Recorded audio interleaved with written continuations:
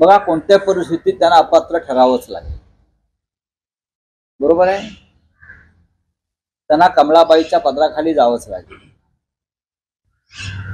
त्यांच्याकडे दुसरा पर्याय नाही. हे शिवसेना वगैरे आमची सगळे झूट आहे, त्यांचं ती नौटंकी आहे. त्या नौटंकीची स्क्रिप्ट दिल्लीतून भारतीय जनता पक्षाच्या नेत्यांनी लिहिलेली आहे. पण हा सिनेमा आता पडेल, जानेवारीच्या पहिल्या आठवड्यापर्यंत हा सिनेमा पूर्णपणे कोसळेल. तेव्हा त्यांना तुम्ही म्हणताय, आमची तीच भूमिका आहे की त्यांना कमळामध्येच विलीन व्हावं लागेल आणि कमळावरचे भुंगे म्हणून त्यांना भूभू करत राहावं लागेल कमळाभोवती. स्वाभिमान वगैरे सगळं त्यांचे शब्द, अभिमान, स्वाभिमान, हिंदुत्व झूट आहे.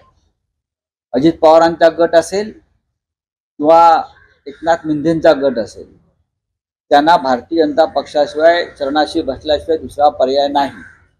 त्याच्यावर ही जर ही बातमी तुमच्याकडून देत असेल तर त्या बातमीत तथ्य आहे. कारण शेवटी घटनेनुसार, घटनेतील 10व्या शेड्यूलनुसार त्यांना स्वतःला विलीन करून घ्यावं लागेल, त्यांचं अस्तित्व संपेल. संजय राऊताला अक्कल पाहिजे की शिंदे गट नाहीये, मान्यता पक्ष शिवसेना पक्ष आहे.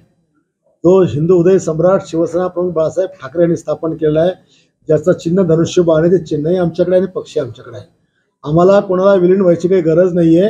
पहिला पदराखालचा विषय ते 1989ला बाळासाहेब ठाकरेंनी आणि अटलजींनी, प्रमोद महाजन साहेबांनी जी युती केली होती शिवसेना भाजपची, मग 89 पासून तर तो आतापर्यंत काय 19 पर्यंत त्याच्या पदराखाली होते का? 30 वर्ष त्याच्या पदराखाली होते, झाके होते तुम्ही? तेव्हा का नाही वाटत तरी की आम्ही पदराखाली म्हणून?